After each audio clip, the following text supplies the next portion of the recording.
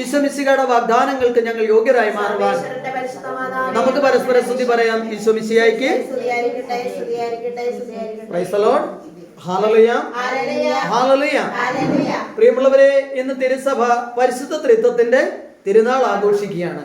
ആദ്യം തന്നെ എല്ലാവർക്കും പരിശുദ്ധ ത്രിത്വത്തിന്റെ തിരുനാളിന്റെ എല്ലാ പ്രാർത്ഥനകളും ഭാവുകങ്ങളും നേരുന്നു. ചേർന്ന് പറഞ്ഞേ, ഉച്ചത്തിൽ പറഞ്ഞേ. പ്രിയമുള്ളവരെ, എന്താണ് ത്രിത്വം? എന്താണ് ത്രിത്വം? പിതാവ്, പുത്രൻ, പരിശുദ്ധാത്മാവ്, ത്രിയേക ദൈവം.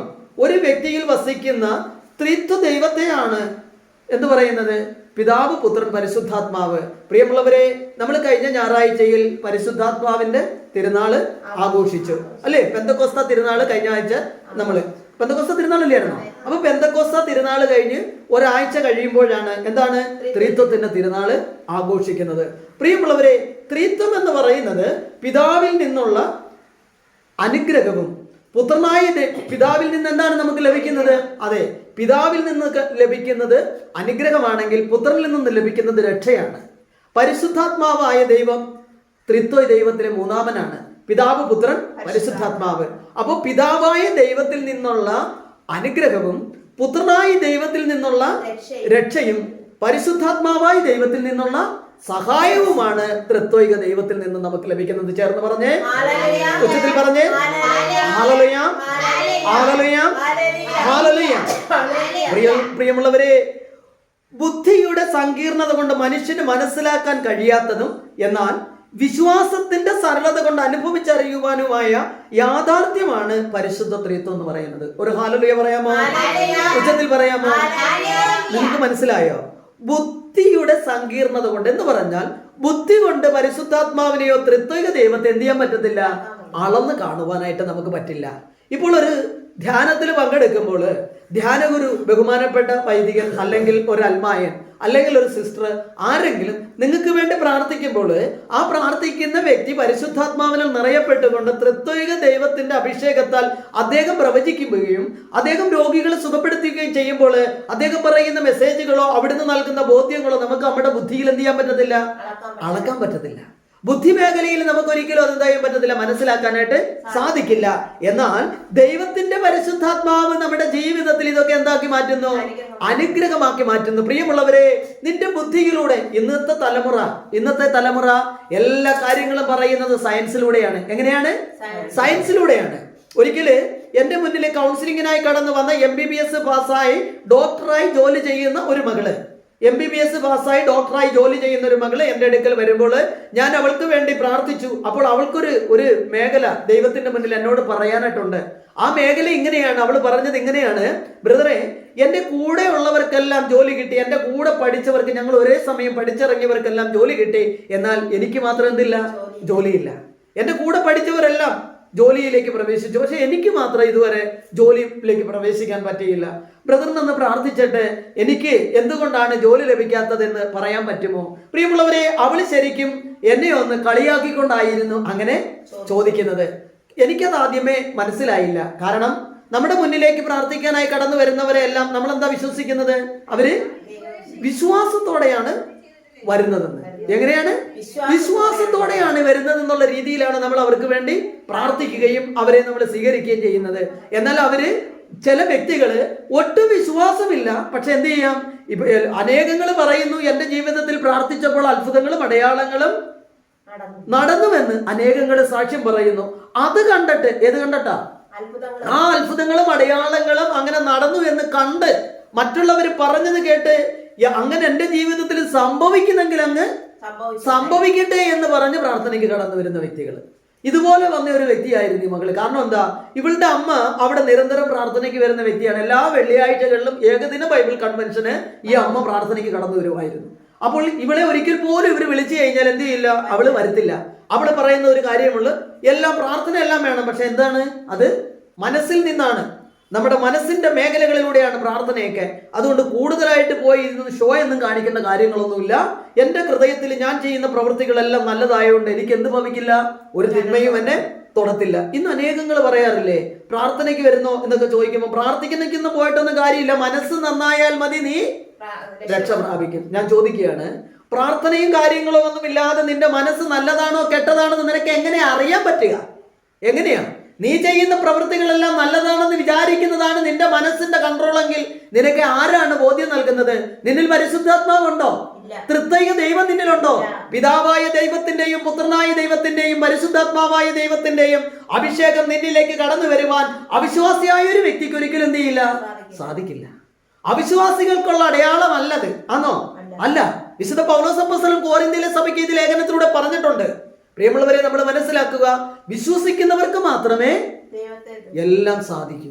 വിശ്വാസമാണ് ജീവിതത്തിന്റെ മേഖലയിൽ ദൈവം ഉണ്ടോ ഇല്ലയോ എന്ന് തിരിച്ചറിയുവാനുള്ള ഏറ്റവും എന്റെ വിശ്വാസം. പ്രിയമുള്ളവരെ, നിങ്ങൾക്കറിയാമോ, കഴിഞ്ഞ ആഴ്ചയിൽ ഒരു ദിവസം രാവിലെ ഞാൻ പ്രേരണ പോകാനായിട്ട് ഒരുങ്ങിക്കൊണ്ട് നിൽക്കുന്ന സമയത്ത് എനിക്കൊരു ഫോൺ കോൾ വരുവാണ്.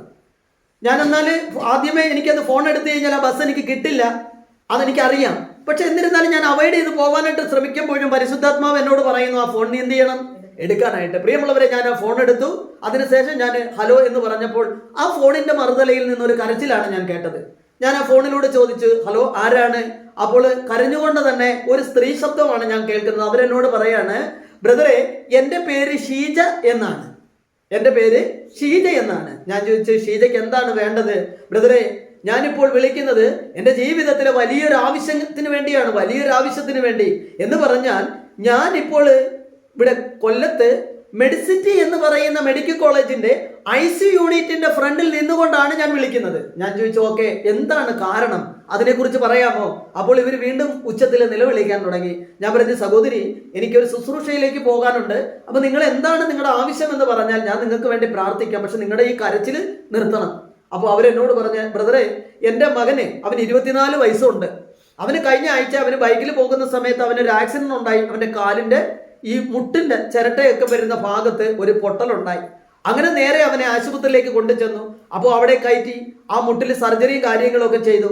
പക്ഷെ 2 ദിവസം കഴിഞ്ഞപ്പോഴത്തേക്ക് ഈ മുട്ടിന്റെ ആ പൊട്ടിയ ചിരട്ടയുടെ ആ ഭാഗങ്ങളിലൂടെ ഇൻഫെക്ഷനായി അവന്റെ ബ്ലഡ് മുഴുവനും അശുദ്ധ രക്താണുക്കൾ കൊണ്ട് നിറയപ്പെട്ടു. അവന്റെ ശരീരം മുഴുവനും തളർന്നു പോകുന്ന ഒരവസ്ഥയിലേക്ക് ആ മകൻ കടന്നു വന്നു. അതിനുശേഷം ആ സഹോദരി കരഞ്ഞുകൊണ്ട് പറയുകയാണ്, ഇപ്പോൾ ഈ മെഡിക്കൽ കോളേജിലെ മെയിൻ ഡോക്ടർ ഞങ്ങളോട് പറഞ്ഞിരിക്കുന്നത് അവന്റെ വൃക്ക രണ്ടും പ്രവർത്തനം നിരതമായിക്കൊണ്ടിരിക്കുകയാണ്. ഏത് നിമിഷവും അവൻ മരണാവസ്ഥയിലേക്ക് കടന്നു പോകുവാനുള്ള സാധ്യതയുണ്ട്. കാരണം അവന്റെ ശരീരം മുഴുവനും തളർന്നുകൊണ്ട് അവനിപ്പം ശരീരത്തിൽ ഡയാലിസിസിന്റെ മേഖല വരെ ചെയ്യേണ്ട അവസ്ഥ വന്നിരിക്കുക. കാരണമെന്ന് പറഞ്ഞാൽ അവനിൽ രക്തം ശുദ്ധീകരിക്കപ്പെടുവാനായിട്ട് സാധിക്കാത്ത രീതിയിൽ അത്രത്തോളം അവന്റെ ശരീരത്തിൽ രക്താണുക്കൾ, അശുദ്ധ രക്താണുക്കളെ കൊണ്ട് നിറയപ്പെട്ടു. എന്നിട്ടൊരൊറ്റ കരച്ചിലാണ് ഈ സഹോദരി. പെട്ടെന്ന് എൻ്റെ കർത്താവ് എന്നോട് പറഞ്ഞു, ദൈവത്തിന്റെ പരിശുദ്ധാത്മാവ് എന്നോട് പറഞ്ഞു, നീ അവൾക്ക് വേണ്ടി ഒന്ന് പ്രാർത്ഥിക്കാൻ പറഞ്ഞു. ഞാൻ ചോദിച്ചു, ഷീജയോട് ചോദിച്ചു, നിന്റെ മകന്റെ പേരെന്താണ്? അപ്പോൾ അവൾ പറഞ്ഞു, ഫെബിൻ എന്നാണ് എൻ്റെ മകന്റെ പേര്. എൻ്റെ മകന്റെ പേര് ഫെബിൻ എന്നാണ്. ബ്രദറെ, ഇവിടുന്ന് ഇങ്ങോട്ട് കൊണ്ടുപോകുവാനോ ഇനി അവൻ രക്ഷ പ്രാപിക്കുന്നതോ വലിയ ബുദ്ധിമുട്ടായ ഒരു അവസ്ഥയിലാണെന്നാണ്. എന്നെ കേട്ടുകൊണ്ടിരിക്കുന്ന പ്രിയജനമേ, ഇന്നത്തെ തലമുറയ്ക്ക് കർത്താവിൽ വിശ്വാസം ഇല്ല. ഇന്നത്തെ തലമുറയ്ക്ക് ദൈവത്തിൽ വിശ്വാസമില്ല. പ്രിയമുള്ളവരെ, നിങ്ങൾ മനസ്സിലാക്കുക, നമ്മുടെ ജീവിതത്തിൽ നമുക്ക് ദൈവം ബുദ്ധിയും ശക്തിയും തന്നിട്ടുണ്ട്. ആ ബുദ്ധി കൊണ്ട് ദൈവത്തെ അളക്കുന്നതിന് വേണ്ടി അല്ല നിന്റെ സൃഷ്ടാവായ ദൈവം നിനക്ക് ബുദ്ധി നൽകിയിരിക്കുന്നത്. നീ നിന്റെ ജീവിതത്തിൽ എങ്ങോട്ട് ഇറങ്ങുമ്പോഴും നീ എന്ത് ചെയ്യണം? നീ ദൈവത്തിൽ നീ ആശ്രയിക്കണം.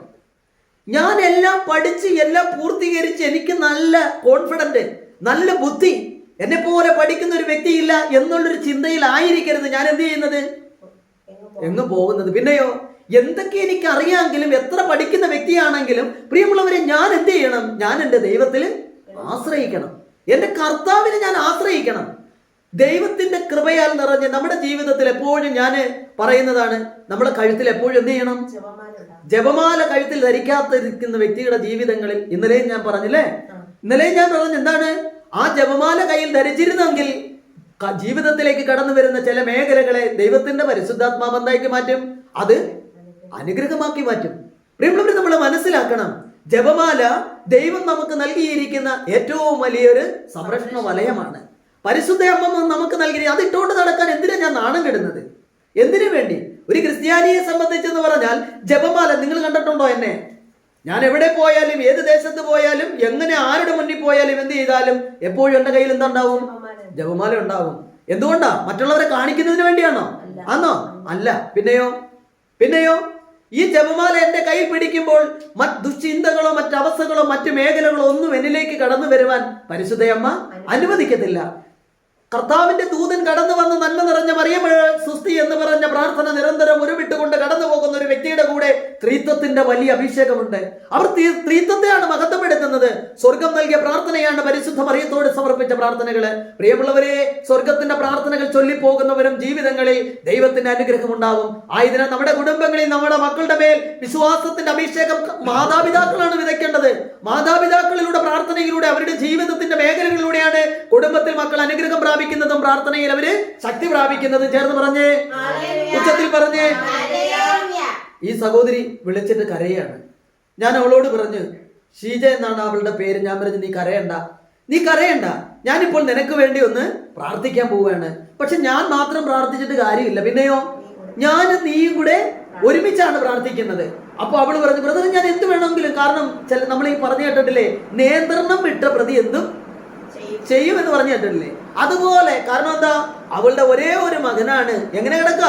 IC യൂണിറ്റില് 50-50 ചാൻസില് എന്ന് പറഞ്ഞാൽ എന്ത് സംഭവിക്കാം എന്ന് പറയുന്ന ഒരവസ്ഥയിൽ കിടക്കാണ്. ആ സമയത്താണ് ഈ സഹോദരി എന്നോട് പറയുന്നത്, ഞാൻ പറഞ്ഞു, നീ എന്തിനാ ഭയപ്പെടുന്നത്? നീ എന്തിനാ ആകുലതപ്പെടുന്നത്? നീ എന്തിനാ അസ്വസ്ഥപ്പെടുന്നത്? പിന്നെയോ നിന്റെ ദൈവമായ കർത്താവ് പെന്തക്കോസ്തായിലൂടെ നിനക്ക് ഒരു സഹായകനെ നൽകി. ഈശോ പറഞ്ഞില്ലേ, എന്താ പറഞ്ഞത്? ഞാനിപ്പോൾ പോകുന്നു, എന്നാൽ ഞാൻ നിനക്കൊരു സഹായകൻ നൽകും. ഈ സഹായകൻ വന്ന് പാപത്തെയും നീതിയെ കുറിച്ചൊക്കെ നിന്നെ ബോധ്യപ്പെടുത്തും. നിങ്ങൾ മനസ്സിലായോ? സഹായകനായ പരിശുദ്ധാത്മാവ് നിനക്ക് എന്തൊക്കെ നൽകുമെന്നാ ഈശോ പറഞ്ഞത്? പാപത്തെ കുറിച്ചും നീതിയെ കുറിച്ചും. നിങ്ങൾ മനസ്സിലാക്കണം പ്രിയമുള്ളവരെ, ദൈവത്തിന്റെ പരിശുദ്ധാത്മാവ് നമ്മൾ ഓരോരുത്തരും സ്വന്തമാക്കേണ്ടത് ഈ ലോക ജീവിതത്തിൽ സമ്പത്ത് നേടുന്നതിനോ അധികാരം നേടുന്നതിനോ ഈ ലോകത്തിലെ ഏറ്റവും വലിയ ജീവിതം തെരഞ്ഞെടുക്കുന്നതിന് വേണ്ടിയോ അല്ല. ഇന്ന് അനേകങ്ങളുടെ ജീവിതത്തിൽ അനേകങ്ങൾ ധരിച്ചിരിക്കുന്ന തെറ്റായ ഒരു ബോധ്യം, പരിശുദ്ധാത്മാവ് ഇല്ലാത്തത് കൊണ്ടാണ് ഇന്ന് ഞാനൊരു ദാരിദ്ര്യ ജീവിതം നയിക്കുന്നത്, അല്ലെങ്കിൽ പരിശുദ്ധാത്മാവിന്റെ കുറവ് കൊണ്ടാണ് എനിക്ക് നല്ലൊരു ഭവനം പണിയാനായിട്ട് പറ്റാത്തത്, പരിശുദ്ധാത്മാവിന്റെ കുറവ് കൊണ്ടാണ്. ഇതെല്ലാം ഭൗതികപരമായ ചിന്തകളാണ്. പ്രിയമുള്ളവരെ, പരിശുദ്ധാത്മാവ് നിന്റെ മേൽ വന്നു കഴിയുമ്പോൾ നീ ശക്തി പ്രാപിക്കും. ഞാൻ ചോദിക്കുകയാണ്, എന്തിന്റെ ശക്തിയാ? എന്ത് ശക്തിയാ ആത്മാവ് വരുമ്പോൾ നിനക്ക് ലഭിക്കുക? എന്ത് ശക്തിയാ നിനക്ക് ലഭിക്കുക? നിനക്ക് ലഭിക്കുന്ന ശക്തി എന്ന് പറഞ്ഞാൽ സ്വർഗത്തിന്റെ അഭിഷേകം നിന്നിലേക്ക് ഇറങ്ങി വരാനുള്ള ശക്തിയാണ്. സ്വർഗം നിന്നിൽ പ്രസാദിച്ചെങ്കിൽ മാത്രമേ നന്മയും തിന്മയും തിരിച്ചറിയുവാനുള്ള കൃപ നിനക്ക് ലഭിക്കൂ. നന്മയും തിന്മയും നിനക്ക് തിരിച്ചറിഞ്ഞാൽ മാത്രമേ നിനക്ക് സ്വർഗത്തിൽ നിന്ന് അയക്കുന്ന അഭിഷേകങ്ങൾ സ്വീകരിക്കുവാനായി നിനക്ക് സാധിക്കുകയുള്ളൂ. ഇന്നെന്റെ ജീവിതത്തിന്റെ അവസ്ഥ എന്താ ഇന്നെന്റെ ജീവിതത്തിന്റെ അവസ്ഥ? എന്റെ ജീവിതത്തിന്റെ അവസ്ഥ എന്ന് പറഞ്ഞാൽ എന്റെ പ്രാർത്ഥനകളെല്ലാം ഈ ലോക ജീവിതത്തിനും ഈ ലോകത്തിന്റെ സുഖങ്ങൾക്കും വേണ്ടിയാണ്. ഞാൻ എന്റെ സമ്പത്ത് അനുഗ്രഹമാകുവാൻ, എന്റെ മക്കളുടെ ജോലി അനുഗ്രഹമായി മാറുവാൻ, എന്റെ കടബാധ്യതകൾ മാറുവാൻ, എന്റെ കുടുംബത്തിന്റെ മേഖലകൾ വേണ്ടി മാത്രം പ്രാർത്ഥിക്കുന്ന ഒരു വ്യക്തിയാണെങ്കിൽ അതിൽ പരിശുദ്ധാത്മാവാണോ എനിക്ക് വേണ്ടത്? ആണോ? പരിശുദ്ധാത്മാവ് വന്നു കഴിഞ്ഞാൽ ഈ അവസ്ഥകൾ മാറുമോ? പ്രിയമുള്ളവരെ, നിങ്ങൾ മനസ്സിലാക്കുക, ആദ്യം നിങ്ങൾ അവിടുത്തെ രാജ്യവും നീതിയും അന്വേഷിക്കണമെന്നാണ് അവിടുന്ന് മത്തായിയുടെ സുവിശേഷം 6-ാമത്തെ അധ്യായം 33-ാമത്തെ തിരുവചനത്തിൽ നമ്മളോട് സംസാരിക്കുന്നത്. എന്തൊക്കെയാ ആദ്യം അന്വേഷിക്കേണ്ടത്? രാജ്യവും. ഏത് രാജ്യത്തെ കുറിച്ചാ? ദൈവരാജ്യത്തെ കുറിച്ച്. അതെ, നിന്റെ ജീവിതത്തിൽ ഇന്ന് നീ കടന്നു പോകുന്ന വഴികളിൽ ദൈവരാജ്യത്തെ കുറിച്ചുള്ള ഒരു ചിന്തിക്കുന്ന ഒരു മേഖലകളും നിന്റെ ജീവിതത്തിൽ ഇല്ല. പ്രിയമുള്ളവരെ, നമ്മൾ മനസ്സിലാക്കുക, നമ്മുടെ ജീവിതത്തിൽ ദൈവത്തോട് ചേർന്ന് നിന്നാൽ സകലതും നമുക്ക് അനുകൂലമായി മാറും. കർത്താവ് നമ്മുടെ കൂടെ ഇല്ലാത്തത് കൊണ്ടാണ്. അവിടുത്തെ സങ്കീർത്തനം 23-1 എന്താ പറയുന്നത്? കർത്താവാണ്, ഒന്ന് പറഞ്ഞു നിങ്ങളത്, കർത്താവാണ് എന്റെ ഇടയൻ, എനിക്കൊന്നിനും കുറവുണ്ടാവുകയില്ല. നിങ്ങൾ ആ വചനം നല്ലതുപോലെ നിങ്ങൾ മനസ്സിലാക്കിയാണോ നിങ്ങൾ പറയുന്നത്? നിങ്ങൾ ഒന്നും കൂടെ ഒന്ന് പറയാമോ? കർത്താവാണ് എന്റെ ഇടയൻ, എനിക്കൊന്നിനും കുറവുണ്ടാവുകയില്ല. പ്രിയമുള്ളവരെ, നിങ്ങൾ അത് ശ്രദ്ധിച്ച് പറഞ്ഞുവെങ്കിൽ നിങ്ങൾ അതൊന്നും മനസ്സിലാക്കുന്നതും കൂടെ നല്ലതാണ്. കാരണം എന്താ? വചനം എന്താ പറഞ്ഞിരിക്കുന്നത്? കർത്താവ് എന്റെ ഇടയനാണെങ്കിൽ മാത്രമേ എന്റെ ജീവിതത്തിൽ ഒരു കുറവുകളും ഇല്ലാതെ എനിക്ക് ജീവിക്കുവാനായിട്ട്. ഇന്ന് നിന്റെ ജീവിതത്തിൽ നിറവുകളില്ലാത്ത അവസ്ഥയാണെങ്കിൽ അതിന്റെ കാരണം എന്താ? കർത്താവ് നിന്റെ ഇടയനല്ലാതെ ആയിരിക്കുന്നു. നിന്റെ പ്രവൃത്തിയിലൂടെ, നിന്റെ ജീവിതത്തിന്റെ മേഖലകളിലൂടെ സ്വർഗസ്ഥനായ പിതാവിൽ നിന്ന് നീ അകന്നു പോയപ്പോൾ, ഇസ്രായേലിന്റെ ദൈവമായ കർത്താവിനെ നീ ഉപേക്ഷിച്ചപ്പോൾ, നിന്റെ ജീവിതത്തിൽ കർത്താവ് നിനക്ക് നൽകിക്കൊണ്ടിരിക്കുന്ന എല്ലാ കാര്യങ്ങളും എന്തായി മാറി? കുറവുകളായി മാറി. മറ്റതെല്ലാം നിറവുകളായിരുന്നു. അവിടുന്ന് പറയുന്നില്ലേ, മരണത്തിന്റെ നിജം വീണ താഴ്വരയിലൂടെയാണ് ഞാൻ സഞ്ചരിക്കുന്നതെങ്കിലും അവിടുന്ന് കൂടെയുള്ളതിനാൽ. ഒരു ഹല്ലേലൂയ പറഞ്ഞേ, ഉച്ചത്തിൽ പറഞ്ഞേ. ഈ സങ്കീർത്തനം 23 എല്ലാ ദിവസങ്ങളിലും കാണാതെ ചൊല്ലിപ്പഠിച്ച് നിരന്തരം പ്രാർത്ഥിക്കുന്ന നിന്നോട് ഞാൻ ചോദിക്കുകയാണ്, മരണത്തിന്റെ നിഴൽ വീണ താഴ്വരയിലൂടെയാണ് ഞാൻ നടക്കുന്നതെങ്കിലും കർത്താവ് കൂടെ ഉള്ളതിനാൽ ഞാൻ ഭയപ്പെടുകയില്ല. കർത്താവ് കൂടെ ഉണ്ടെങ്കിൽ മാത്രമേ നിന്നിൽ നിന്ന് എന്ത് മാറി? ഭയം വിട്ടുമാറൂ. നിന്റെ കൂടെ കർത്താവ് ഉണ്ടോ? നിന്റെ പ്രവൃത്തി അനുസരിച്ച് കർത്താവ് നിന്റെ കൂടെ ഉണ്ടോ? ഇന്ന് നമ്മുടെ പ്രാർത്ഥനകൾ എങ്ങനെയാണ്? ഇന്ന് നമ്മുടെ പ്രാർത്ഥനകൾ എന്ന് പറയുന്നത് ഓരോ ദിവസങ്ങളിലും വീട്ടിലേക്ക് വരുന്ന ഏതാണ് മൈക്രോ ഫിനാൻസിന്റെ പൈസ കൊടുക്കുവാനുള്ള പൈസ എങ്ങനെയെങ്കിലും കിട്ടണമേ എന്നുള്ള പ്രാർത്ഥനയാണ് നമ്മുടെ പ്രാർത്ഥന. എങ്ങനെയാണ്? ഞാനിത് പറയുമ്പോൾ എന്നെ കേട്ടുകൊണ്ടിരിക്കുന്ന പ്രിയമുള്ളവരെ, നിങ്ങൾക്ക് തോന്നാം ഞാൻ പറയുന്നത് എന്താണെന്ന് നിങ്ങൾക്ക് ചോദിക്കാം. എന്നാൽ എന്നെ ഓരോരുത്തരും വിളിച്ചിട്ട് എന്നോട് പറയുന്നതാണ്, ബ്രദറെ ഈ ആഴ്ച 3 അടവുണ്ട്. എങ്ങനെ? ഈശോ പറഞ്ഞിട്ടാണോ? ദൈവത്തിന്റെ ആത്മാവ്, സഹായകനായ ആത്മാവ് നിന്നോട് തന്ന നിനക്കുണ്ടോ സഹായകനായ ആത്മാവ്? ആ ആത്മാവിനോട് നീ ചോദിച്ചോ, ഈ ഫിനാൻസ് ഒക്കെ ഞാൻ എന്ത് ചെയ്യണം? നമ്മുടെ ജീവിതത്തിൽ ഏറ്റവും ഒരു അവസ്ഥ എന്താണെന്നറിയാമോ? എന്താ നമ്മുടെ അവസ്ഥ? നമ്മൾ ഒരിക്കലും ദൈവത്തോട് ചോദിച്ചിട്ടല്ല ഒന്നും ചെയ്യുന്നു. പ്രിയമുള്ളവരെ, ഞാൻ പറയുകയാണ്, നിന്റെ ജീവിതത്തിൽ നീ ഒരു വിവാഹം കഴിക്കുമ്പോൾ, ആ വിവാഹ മേഖലയിൽ ഒരു പെണ്ണിനെ കാണാൻ പോകുമ്പോൾ, അല്ലെങ്കിൽ ഒരു സ്ത്രീ ആണെങ്കിൽ ഒരു പുരുഷൻ നിന്നെ വിവാഹാലോചനയുമായി കടന്നു വരുമ്പോൾ, നിന്റെ സ്വർഗസ്ഥനായ പിതാവിന്റെ മുന്നിൽ നീ ചോദിക്കണം, കർത്താവേ, അവിടുന്ന് എനിക്ക് ഒരുക്കിയിരിക്കുന്ന ജീവിത പങ്കാളിയാണോ നീ ഇവിടെ എന്റെ ഭവനത്തിലേക്ക് കൂട്ടിക്കൊണ്ട്? ചോദിക്കാറുണ്ടോ? ഉണ്ടോ? ഇല്ല. പിന്നെയോ ഒരു 5 കിലോ സ്വർണവും ഒരു 5 ലക്ഷം രൂപയും പിന്നെ ഒരു 2-3 കാറും, ഇങ്ങനെയൊക്കെയല്ലേ ഇന്നത്തെ ചോദ്യങ്ങൾ. പ്രിയമുള്ളവരെ, പെണ്ണിന് വിദ്യാഭ്യാസം ഉണ്ടോ? വിവരമുണ്ടോ? അതൊക്കെ ആവശ്യമാണല്ലേ. വിവരവും വിദ്യാഭ്യാസവും എല്ലാം ആവശ്യമാണ്. പക്ഷെ അതിനേക്കാളൊക്കെ വലിയൊരു കാര്യം എന്ന് പറയുന്നത്, നിന്റെ കർത്താവിനോട് നീ എന്ത് ചെയ്യണം? നീ ആദ്യം ചോദിക്കണം, കർത്താവേ, നിന്റെ ഹിതമല്ല എന്നുണ്ടെങ്കിൽ ഈ വിവാഹം എന്ത് ചെയ്യണം? എന്നിൽ നിന്നും നീങ്ങിപ്പോണം. അങ്ങനെ പ്രാർത്ഥിക്കണം നമ്മുടെ ജീവിതത്തിൽ. ഉദാഹരണത്തിന് ഞാൻ പറയാണ്, ഒരു വ്യക്തി നമ്മളെ സാമ്പത്തികപരമായി സഹായിക്കുകയാണ്. അത് നമുക്ക് നല്ല സന്തോഷമുള്ള ഒരു കാര്യമാണ്, അല്ലേ? ആണോ അല്ലയോ? ആന്ന്. നമുക്ക് നല്ല സന്തോഷമുള്ള കാര്യമാണ്. സാമ്പത്തികപരമായ ആരെങ്കിലും, ഞാൻ നിങ്ങളോട് ചോദിക്കുകയാണ്, നിങ്ങളുടെ ജീവിതത്തിൽ നിങ്ങൾക്ക് ആർക്കെങ്കിലും സാമ്പത്തികപരമായ സഹായം ആരെങ്കിലും തരുമ്പോൾ നിങ്ങൾ സന്തോഷത്തോടെ, എൻ്റെ കർത്താവ് പറയുന്നു ഇത് നിങ്ങളിൽ നിന്ന് മേടിക്കണ്ട, നിങ്ങളിൽ നിന്ന് എനിക്ക് വേണ്ട, അങ്ങനെ നിങ്ങൾ ആരെങ്കിലും പറഞ്ഞിട്ടുണ്ടോ? ഉണ്ടോ? എന്തുകൊണ്ടാ? സമ്പത്ത് എന്ന് പറയുന്നിടത്ത് നമുക്ക് ദൈവത്തെ കാണാനായിട്ട് അത് നമുക്ക് എങ്ങനെയെങ്കിലും കൈക്കലാക്കണമെന്നാണ് നമ്മുടെ ഒരു ആഗ്രഹം, നമ്മുടെ ഒരു ചിന്ത. അതാണ് പ്രിയമുള്ളവരെ. അങ്ങനെയല്ല പ്രിയമുള്ളവരെ, എൻ്റെ ജീവിതത്തിൽ ഇവിടെ പ്രാർത്ഥനയ്ക്ക്, ഈ കൂട്ടായ്മയിലും ധ്യാന കേന്ദ്രത്തിലും ഒക്കെ പ്രാർത്ഥനയ്ക്ക് വന്ന അനേകങ്ങൾ പലപ്പോഴും പല രീതിയിലുള്ളവർ ദശാംശമൊക്കെ ആയിട്ട് എൻ്റെ അടുത്ത് കടന്നു വരും. ചെറിയ തുകയും വലിയ തുകയും ഒക്കെ ആയിട്ട് അനേകങ്ങൾ കടന്നു വന്നിട്ടുണ്ട്. ഒരിക്കൽ ഈ കൂട്ടായ്മയിൽ നിരന്തരം പ്രാർത്ഥിച്ചു കൊണ്ടിരുന്ന ഒരു സഹോദരി, അവരുടെ പേര് റീന എന്നായിരുന്നു. ആ സഹോദരി എവിടെയാണെന്ന് ഞാൻ പറയില്ല. ആ സഹോദരി ഒരിക്കൽ ഇവിടെ പ്രാർത്ഥനയ്ക്കായിട്ട് എന്നെ ഫോണിൽ വിളിച്ചിട്ട് എന്നെ ആദ്യമായിട്ട് വിളിക്കുകയാണ്. അപ്പൊ ഞാനിങ്ങനെ ഫോൺ എടുത്തപ്പോൾ എന്നോട് പറഞ്ഞു, എനിക്ക് ബ്രദറിനെ അത്യാവശ്യമായി കാണേണ്ട കാര്യമുണ്ട്. ഞാൻ പറഞ്ഞ്, അങ്ങനെ കാണാനായിട്ട് ഞാൻ കാണത്തില്ല, ഞാനിപ്പോൾ ശുശ്രൂഷയിലാണ്. അപ്പോൾ എന്താ കാരണമെന്ന് പറഞ്ഞാൽ, അങ്ങനെയല്ല ബ്രദറെ, എനിക്ക് അത്രയും വലിയൊരു പ്രശ്നമാണ്, ഞാൻ ഇംഗ്ലണ്ടിൽ നിന്നും ഇപ്പോൾ ലീവിന് നാട്ടിൽ വന്നതാണ്, എനിക്ക് ബ്രദറിനെ അത്യാവശ്യമായി കണ്ട് സംസാരിക്കേണ്ട ഒരു കാര്യമുണ്ട്. അപ്പൊ ഞാൻ പറഞ്ഞു, ഈ ഞായറാഴ്ചയിൽ വീട്ടിൽ വന്നു കഴിഞ്ഞാൽ അവിടെ കൂട്ടായ്മയുണ്ട്, ആ കൂട്ടായ്മയിൽ പങ്കെടുക്കാൻ സാധിക്കും. പ്രിയമുള്ളവരെ, ആ സഹോദരി ആ ഞായറാഴ്ച ഇവിടെ വന്നു. അവളിവിടെ വന്നിട്ട് എന്നോട് പറഞ്ഞു, അപ്പോൾ അവളുടെ കൂടെ ഒരു മകളുമുണ്ട്.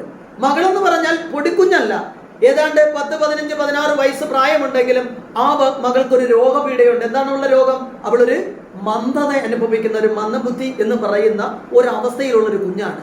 അവളെയും കൊണ്ട് ഇവിടെ കടന്നു വന്നപ്പോൾ അവരുടെ ജീവിതത്തിൽ വലിയൊരു ദുഃഖത്തിന്റെ, ഒരു വേദനയുടെ അവസ്ഥയിലാണ് അവർ കടന്നു വന്നത്. പ്രിയമുള്ളവരെ, ഈ മകള് UK-യിൽ ഇവർ താമസിക്കുന്നിടത്ത് ഇതേ രീതിയിലുള്ള മക്കളെ നോക്കുന്നിടത്ത് ഒരു സ്ഥാപനത്തിലാണ് ഈ മകളെ കൊണ്ടാക്കിയിരുന്നത്.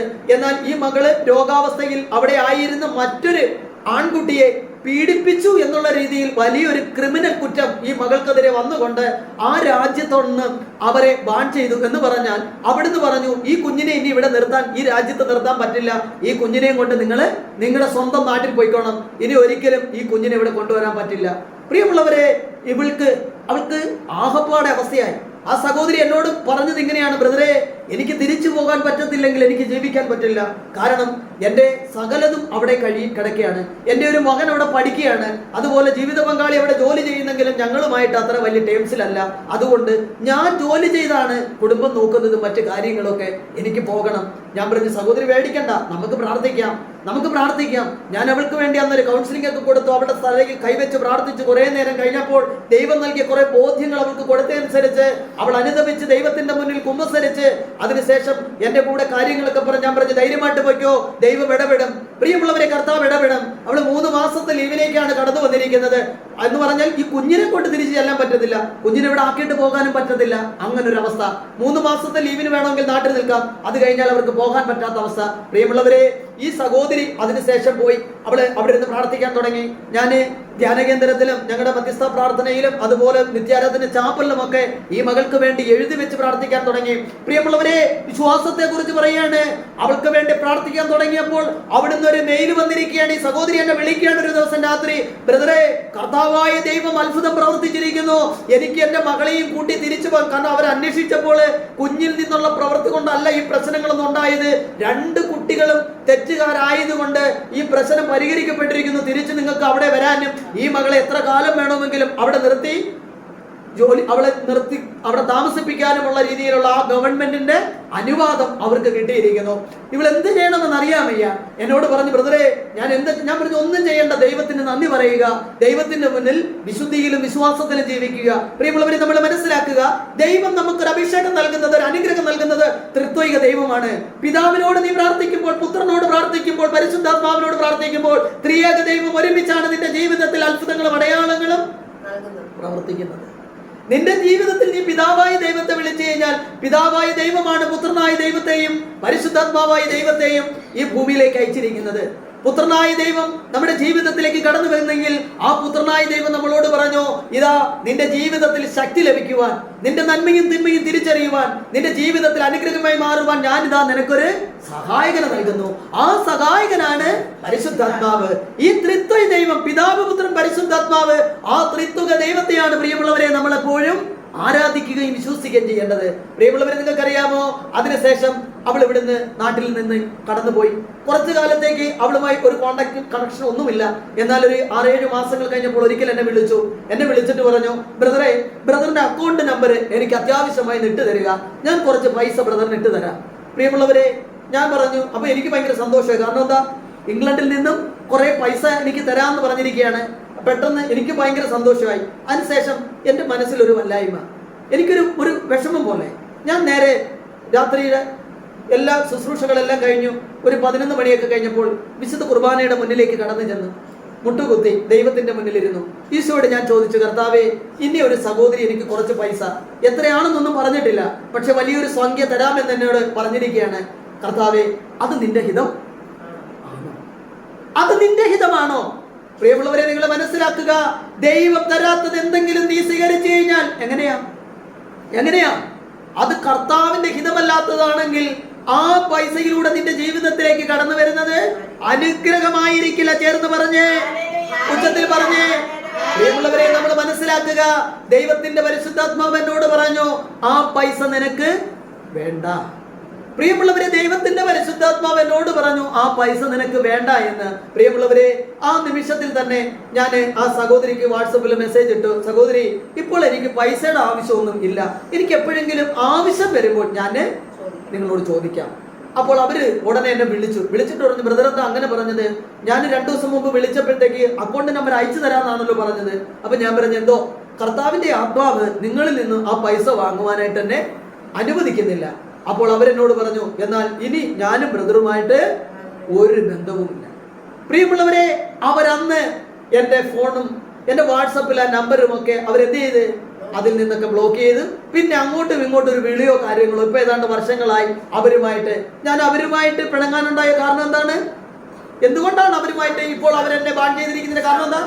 സാമ്പത്തികപരമായി അവരെനിക്ക് നൽകാമെന്ന് പറഞ്ഞ ആ മേഖല ഞാൻ വേണ്ട എന്ന് പറഞ്ഞു. പ്രിയമുള്ളവരെ, ഞാൻ ഇവിടെ പറഞ്ഞത് ഞാനൊരു വിശുദ്ധനാണെന്നോ ഇത് കാണിക്കുന്നതിന് വേണ്ടിയാണോ? അല്ല. പിന്നെ എന്തിനു വേണ്ടിയാ പറഞ്ഞത്? നിങ്ങൾക്ക് മനസ്സിലായോ? എന്തിനു വേണ്ടിയാ പറഞ്ഞ? ദൈവത്തിന്റെ പരിശുദ്ധാത്മാവ്, തൃത്വൈക ദൈവം നിനക്ക് വേണ്ടി എന്തെങ്കിലും കാര്യങ്ങൾ വെളിപ്പെടുത്തുമ്പോൾ നീ എന്ത് ചെയ്യണം? അതിനെ നീ വിശ്വസിക്കണം.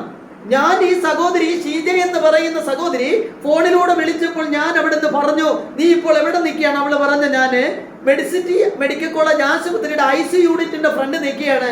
ഞാൻ പറഞ്ഞതാ, ഈ നിമിഷങ്ങളിൽ നമ്മൾ ഒന്നിച്ച് പ്രാർത്ഥിക്കാൻ പോവുകയാണ്. പരിശുദ്ധാത്മാവ് എന്നോട് ബോധ്യപ്പെടുത്തുന്നു, ഈ പ്രാർത്ഥന തീരുമ്പോൾ എന്ത് സംഭവിക്കും? നിന്റെ മകനിൽ നിന്നും അഭിഷേകം ഒഴുകുമെന്ന്.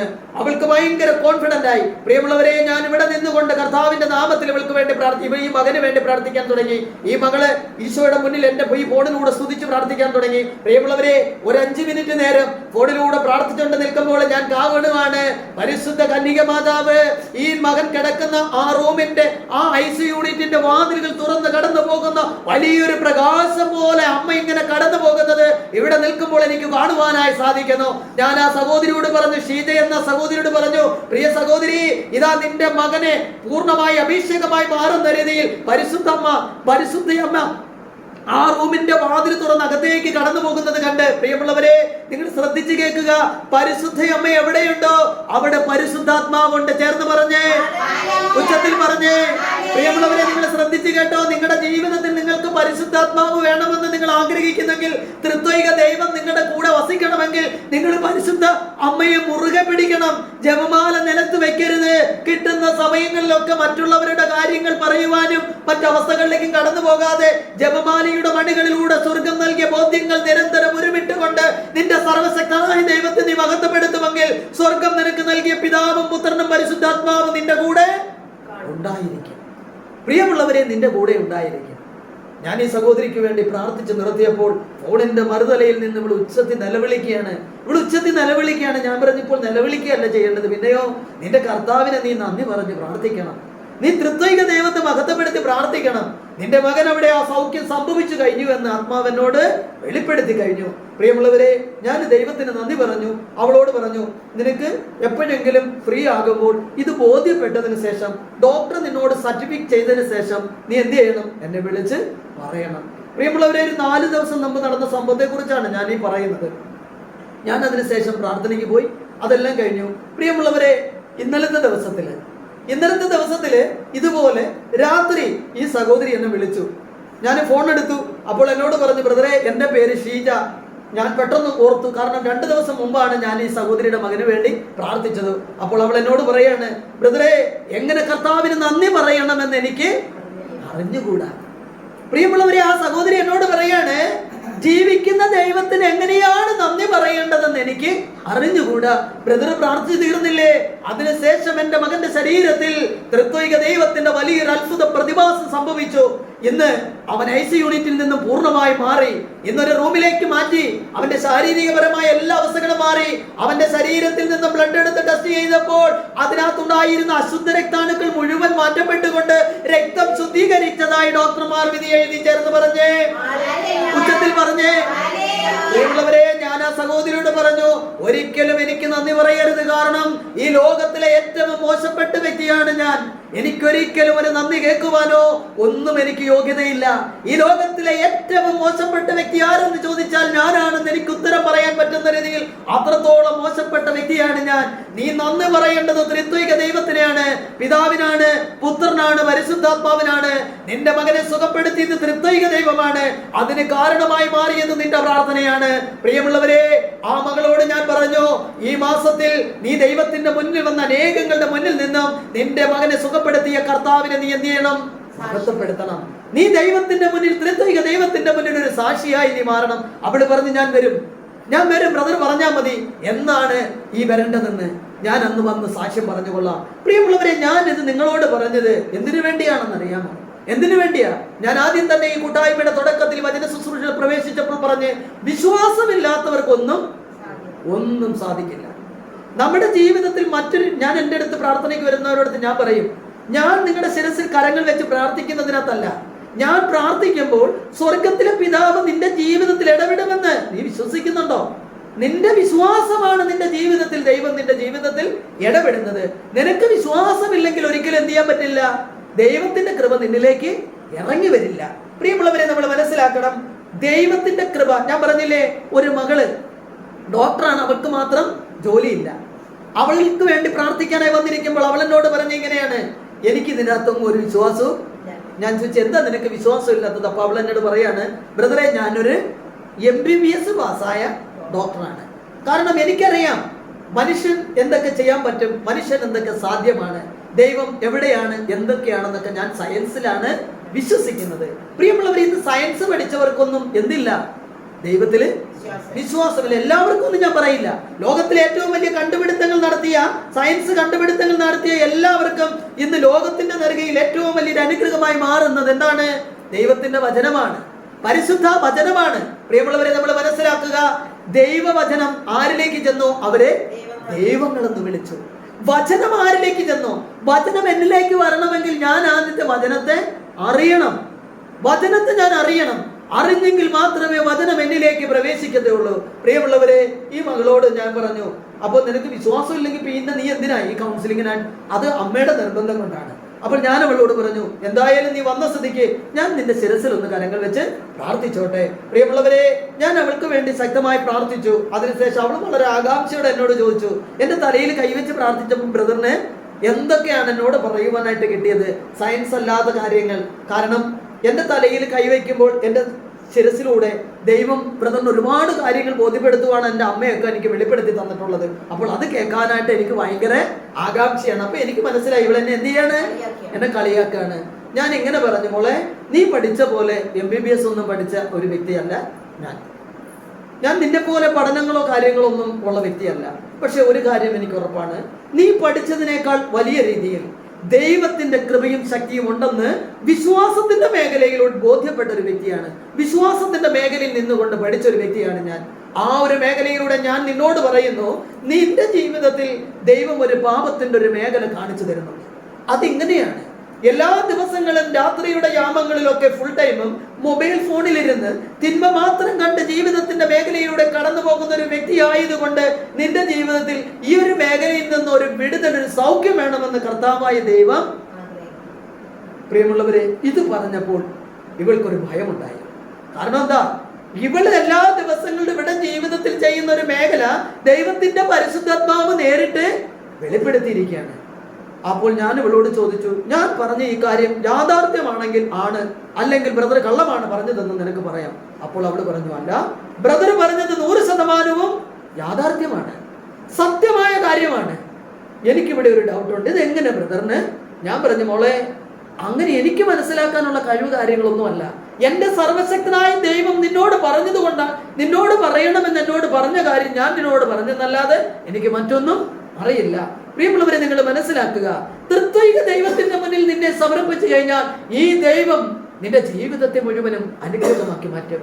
ലോകത്തിലുള്ള ഏതൊരു ക്വാളിഫിക്കേഷനുള്ള വ്യക്തിയേക്കാൾ കൂടുതലായിട്ട് അനുഗ്രഹത്തിന്റെ മേഖലയിലൂടെ അഭിഷേകം കൊണ്ട് ദൈവം നിന്നെ നിറയ്ക്കും. ഇവിടെ ഗലാത്യക്കാർക്ക് ഇത് ലേഖനം 3-ാമത്തെ അധ്യായം 13-ാമത്തെ തിരുവചനം എടുക്കാമോ? ഗലാത്യ 3:13 കിട്ടിയാൽ 3:11 ഗലാത്യ. കൊരിന്ത്യക്കാർക്ക് ഇത് ലേഖനം എഫേസോസ്, അത് കഴിഞ്ഞ് ഗലാത്യ. എഫേസോസ് കഴിഞ്ഞ് അടുത്തത് കിട്ടിയാൾ വായിക്കാമോ? 3:11 ഗലാത്യ 3:11 കിട്ടിയില്ലെങ്കിൽ ഞാൻ വായിച്ചോളാം. ഒരുവനും ദൈവസന്നിധിയിൽ നിയമം വഴി നീതീകരിക്കപ്പെടുന്നില്ല എന്ന് വ്യക്തമാണ്.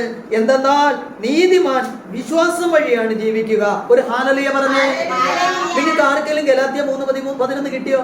ഒന്ന് വായിച്ചാൽ മോനെ. അത് ഒരുവനും ദൈവസന്നിധിയിൽ നിയമം വഴി നീതീകരിക്കപ്പെടുന്നില്ല എന്ന് ശ്രദ്ധിച്ചു കേട്ടെ.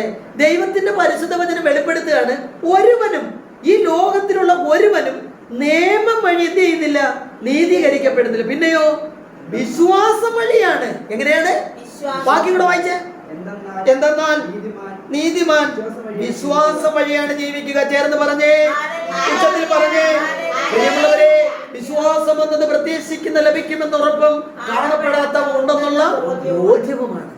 നീ വിശ്വസിക്കുന്നത് ലഭിക്കുമെന്ന് നീ വിശ്വസിക്കണം. പ്രിയമുള്ളവരെ, എന്റെ ജീവിതത്തിൽ ഈ അനേകങ്ങളുടെ മുന്നിലേക്ക് പോയി പ്രാർത്ഥിക്കുമ്പോൾ പ്രിയമുള്ളവരെ, കഴിഞ്ഞ ഒരു 5-6 മാസങ്ങൾക്ക് മുമ്പ് ഒരിക്കല് അവിടുന്ന് സിംഗപ്പൂർ എന്ന് പറയുന്ന സ്ഥലത്ത് ഒരു സഹോദരി ജോലിക്കായി പോയി. ജോലിക്ക് അവിടെ ചെന്ന് 1 വർഷം കഴിഞ്ഞിട്ടും അവർക്ക് ജോലി മേഖല ആകുന്നില്ല. അപ്പോൾ ആ സഹോദരി എന്നെ ഒരിക്കല് രാത്രി എന്നെ വിളിച്ചിട്ട് എന്നോട് പറഞ്ഞു, എൻ്റെ ബ്രദറെ, എനിക്ക് വേണ്ടി ശക്തമായിട്ടൊന്ന് പ്രാർത്ഥിയില്ലേ, എനിക്ക് ഇതുവരെ ജോലി അങ്ങോട്ട് അനുഗ്രഹമാകുന്നില്ല. ഞാൻ ചോദിച്ച സഹോദരി എന്താ പഠിച്ചെന്താ?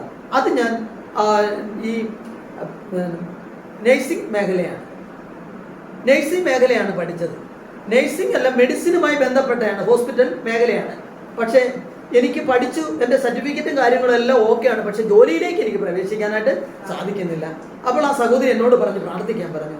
ഞാൻ ആ സഹോദരിക്ക് വേണ്ടി, പ്രിയമുള്ളവരെ, ഫോണിലൂടെ ശക്തമായിട്ട് പ്രാർത്ഥിക്കാൻ തുടങ്ങി. പ്രാർത്ഥിച്ചുകൊണ്ട് നിന്നപ്പോൾ കർത്താവ് എനിക്കൊരു മെസ്സേജ് നൽകി, ഒരു ദർശനമായിരുന്നു അത്. ഞാൻ പ്രാർത്ഥന എല്ലാം തീർന്നിട്ട് ആ സഹോദരിയോട് പറഞ്ഞു, ഈശോ ഈ സമയത്ത് പരിശുദ്ധാത്മാവ് നിറഞ്ഞ് പരിശുദ്ധാത്മാവിലൂടെ എന്നോട് ഇങ്ങനെ സംസാരിച്ചു. ദൈവത്തിന്റെ പരിശുദ്ധാത്മാവ് എനിക്ക് പറഞ്ഞു തന്നൊരു മേഖല ഇങ്ങനെയാണ്, സഹോദരി ഒരു കോട്ടൊക്കെ ഇട്ട് നിൽക്കുന്ന ഒരു ജോലിയിലാണ് പ്രവേശിച്ചിരിക്കുന്നത്. അത് ജോലി നിങ്ങൾക്ക് നൽകിയതായിട്ടും ദൈവത്തിന്റെ പരിശുദ്ധാത്മാവ് എനിക്ക് വെളിപ്പെടുത്തി കഴിഞ്ഞു.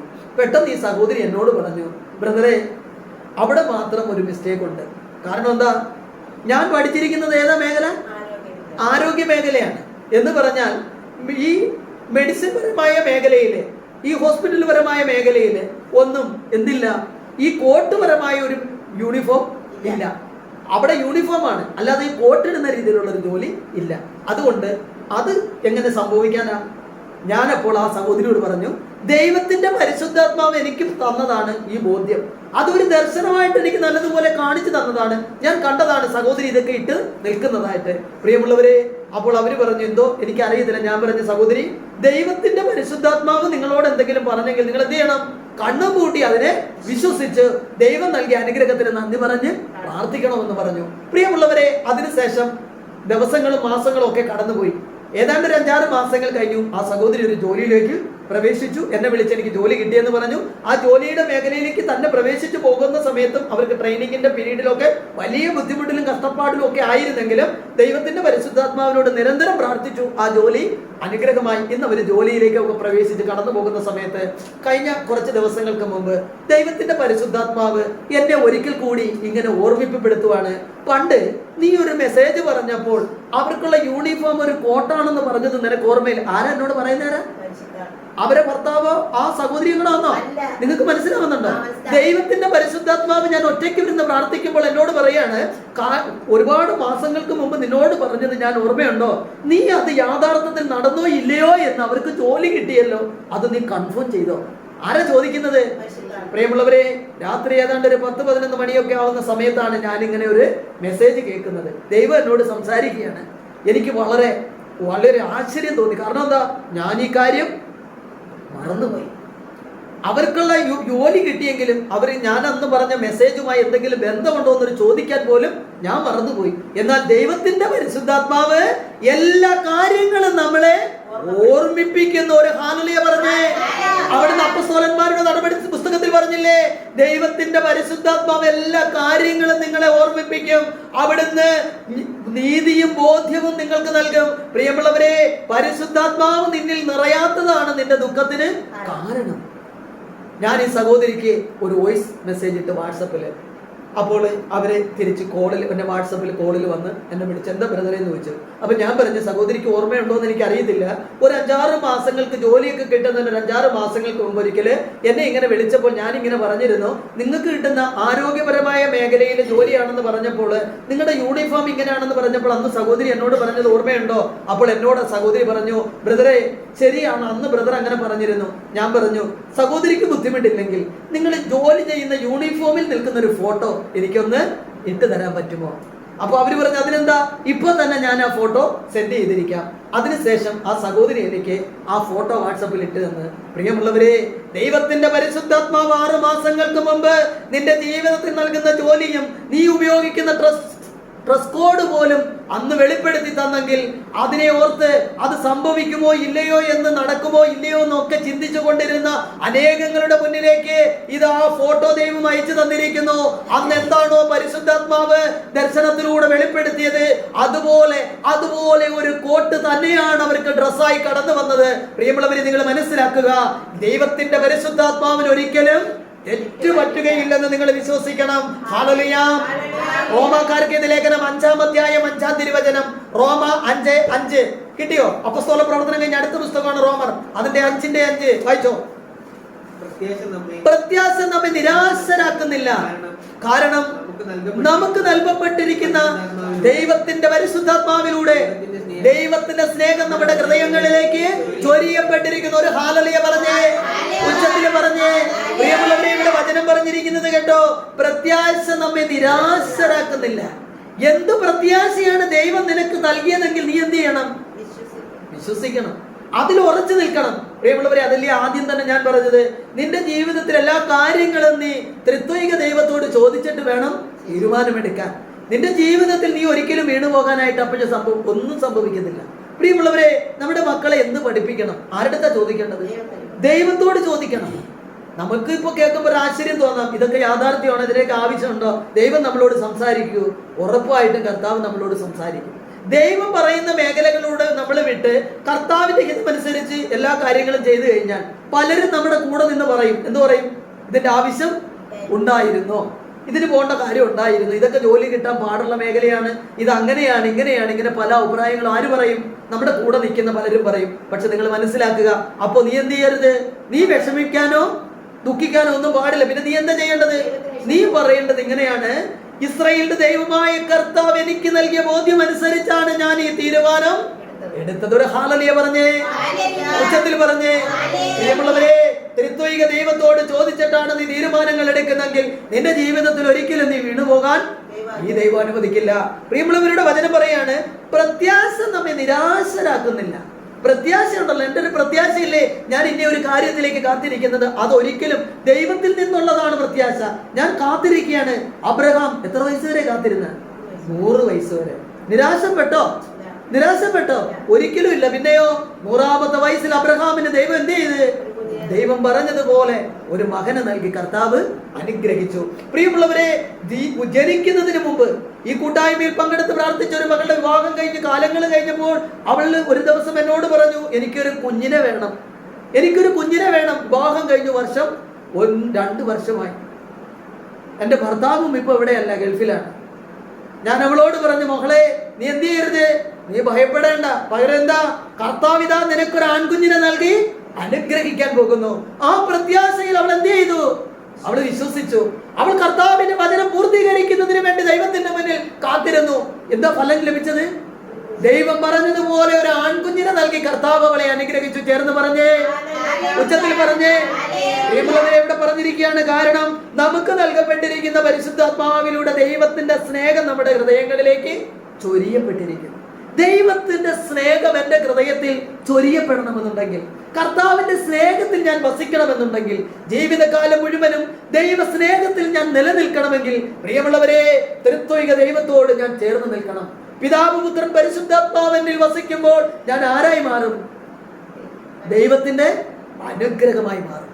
ആ അനുഗ്രഹം എൻ്റെ ജീവിതത്തിൽ ഉണ്ടെങ്കിൽ ഒരിക്കലും ഞാൻ വേദനിക്കാനോ ദുഃഖിക്കാനോ ഒന്നും ദൈവം അനുവദിക്കില്ല.